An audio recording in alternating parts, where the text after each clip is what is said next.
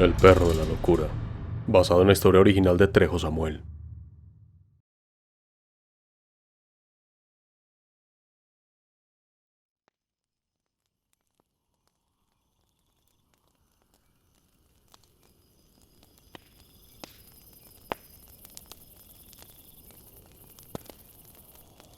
Hace aproximadamente 3 años, mi primo y mi tío paterno nos extendieron una invitación a mi papá y a mí para ir al estadio local a ver un partido del Cruz Azul. Resulta que toda la familia es ferviente seguidora del equipo, así que la emoción era palpable. La idea inicial era recogerlos a ellos en carro y luego dirigirnos juntos al estadio. Sin embargo, al llegar a su casa, mi primo nos sorprende con la noticia de que también tenemos que llevar a su hermanito de 6 años. Al parecer la persona encargada de cuidarlo canceló en el último momento. Nos la ingeniaríamos entonces para colarlo en el estadio.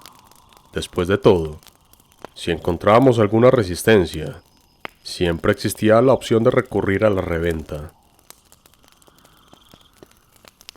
Una vez que logramos sortear el obstáculo del hermanito menor, nos dirigimos llenos de expectativas al estadio. Risas, chistes y la esperanza de ver al Cruz Azul en acción se mezclan en el ambiente del carro, creando la atmósfera perfecta para disfrutar lo que prometía ser una tarde llena de fútbol y diversión. Con el pequeño imprevisto resuelto, nos sumergimos en la experiencia ansiosos por lo que nos depararía el partido. Con el pitido final y una derrota de 1-0 para los del Cruz Azul, perdiendo el invicto, nos encontramos de vuelta en el carro, camino al cantón de mi tío para dejarlos. Llegamos a la casa de este, y rápidamente mi primo y su hermanito se bajan como alma que lleva al diablo, probablemente con urgencia de ir al baño. Sin embargo, mi tío decide quedarse charlando en el coche con mi papá y conmigo antes de bajarse. De repente, desde la casa de mi tío, comienzan a escucharse unos gritos desgarradores, como si estuvieran torturando a alguien. Sin pensarlo 2 veces, los 3 nos bajamos del carro con la curiosidad de descubrir qué estaba sucediendo. En mi mente ya me preparaba para la idea de linchar a alguna rata. Nunca cae mal una dosis de acción inesperada después de un partido tan decepcionante. Mientras avanzábamos hacia la fuente de los gritos, el ambiente se cargó de tensión y curiosidad. Nos adentramos en la escena a medida que los alaridos se intensificaban. Era inevitable que las bromas sobre linchar a la rata se mezclaran con la ansiedad por descubrir la verdad detrás de aquellos gritos.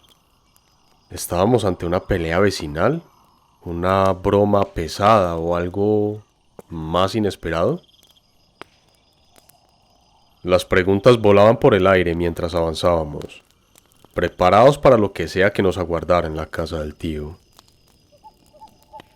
Al entrar a la sala, nos encontramos con una escena completamente fuera de lugar. Mi primo mayor, con el cabello alborotado, la cara enrojecida y gestos grotescos, imitaba a la perfección la actuación de la señora del conjuro. Por otro lado, el pequeño estaba refugiado bajo la mesa del centro, llorando desconsoladamente. La situación era tan surrealista que, por un instante, llegamos a pensar que mi primo mayor estaba teniendo convulsiones.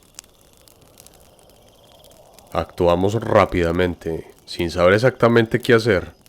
Siguiendo un impulso desesperado, le colocamos un trapo en la boca a mi primo mayor, en un intento de controlar sus ademanes y gritos. Mi tío, visiblemente angustiado, se desesperaba al tratar de comunicarse con su hijo mayor. Sin embargo, ya fuera que no nos escuchara o que simplemente no hiciera caso, la situación parecía estar fuera de control. La incertidumbre y el desconcierto se apoderaron de nosotros, mientras intentábamos entender qué estaba sucediendo con mi primo y cómo podíamos ayudar en esa extraña y caótica situación.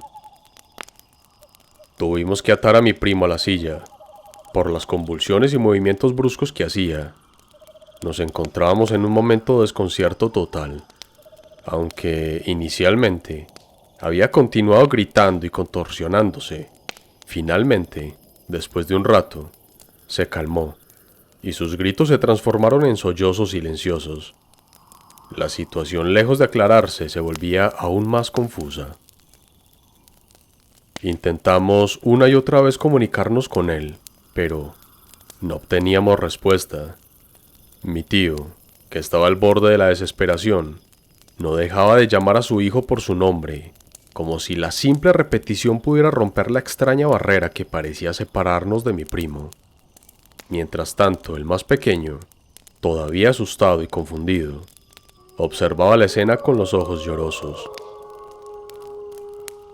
Decidimos aflojar las ataduras en un intento de que mi primo pudiera sentirse menos aprisionado, pero, aún así, seguía en un estado de vulnerabilidad evidente.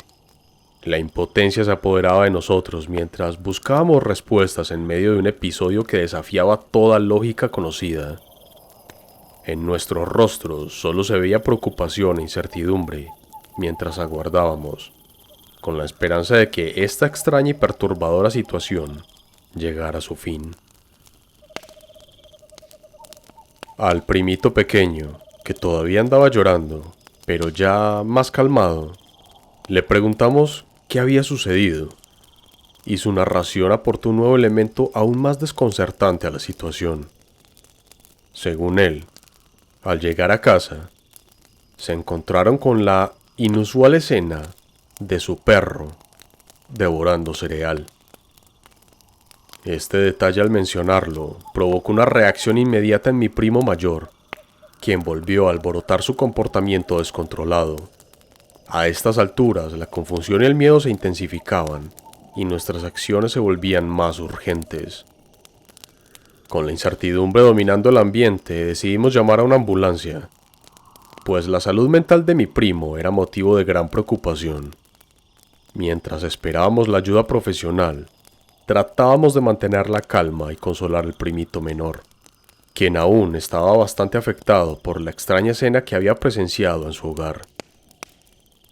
La espera se hizo larga. Con el sonido de las sirenas aproximándose poco a poco, la ambulancia llegó finalmente, y el personal médico ingresó a la casa para evaluar la situación. La explicación del primito menor sobre el perro y el cereal se volvía cada vez más incomprensible, y la atención médica se centraba en el estado de mi primo mayor, cuya agitación persistía. En medio de la tensión y la confusión, nos aferramos a la esperanza de que los profesionales médicos pudieran arrojar luz sobre este extraño episodio que había alterado nuestra noche de manera inesperada. El traslado de mi primo a una clínica especializada marcó el inicio de un proceso doloroso para toda la familia. La noticia de que se le había soltado un tornillo resonó en las cabezas de todos. Aunque no nos proporcionaron muchos detalles, entendimos que la situación de mi primo era más seria de lo que habíamos imaginado. La incertidumbre y la tristeza se apoderaron de la casa mientras intentábamos procesar lo ocurrido. Las visitas a la clínica se volvieron una rutina constante, y cada encuentro con mi primo generaba una mezcla de emociones, desde la impotencia por no poder hacer nada, hasta la nostalgia porque extrañábamos mucho al joven que solía ser. La adaptación a esta nueva realidad supuso un desafío para todos nosotros. La familia se convirtió en un pilar para ofrecer apoyo y comprensión, tratando de entender el complicado mundo interior de mi primo. Aunque las visitas a la clínica se tornaron parte de nuestra rutina, cada retorno a casa era un recordatorio de la ausencia de aquel joven que solía ser tan alegre y gracioso. El tiempo pasó, pero la pregunta sobre qué desencadenó aquel episodio continuó sin respuesta. La única certeza era que la vida de mi primo había dado un giro inesperado, y aunque su tornillo seguía suelto, buscábamos maneras de sostenerlo y mantener la esperanza de que algún día se recuperara por completo. Tiempo después, tratando de desentrañar tan absurda situación, recordamos lo que le preguntamos al primo pequeño y lo que nos respondió en ese momento. Con el calor de la situación, siempre pensamos que se estaba expresando mal o que nosotros no pudimos comprender bien lo que nos dijo. Ahora, con más calma, nos sentamos con él mis tíos, mi papá y yo, a tratar de comprender lo que nos había dicho. Sin embargo, el niño volvía a repetir lo mismo. Cuando llegaron, vieron al perro comiendo cereal. Mi tía, casi a diario, se ponía muy histérica porque no entendía nada de lo que le decía el niño con eso del cereal. ¿Qué tiene de malo que un perro coma cereal en vez de concentrado? Decía mi tía a gritos, desesperada y alterada porque no le encontraba el sentido a lo que decía el niño. Hasta que mi primito un día se hartó de que no le entendieran y se sentó a dibujar lo que vieron ese día cuando llegaron a casa. Era el perro de la familia, de años con ellos, sentado como un humano, con las piernas cruzadas en la silla del comedor, comiéndose un plato de cereal con leche y en su pata delantera una cuchara llevándosela a la boca, mientras masticaba como cualquier persona normal. Después de este dibujo, mi tía se puso más histérica, pues desde aquel día en el que su hijo se le había tostado el cerebro, no habían vuelto a ver al perro de la casa, y pues allí quedó. Mi primo el mayor en el manicomio, y al primo pequeño lo tienen que llevar a terapia cada semana, para evitar que quede como su hermano. Y eso sí, el perro de la familia nunca jamás apareció.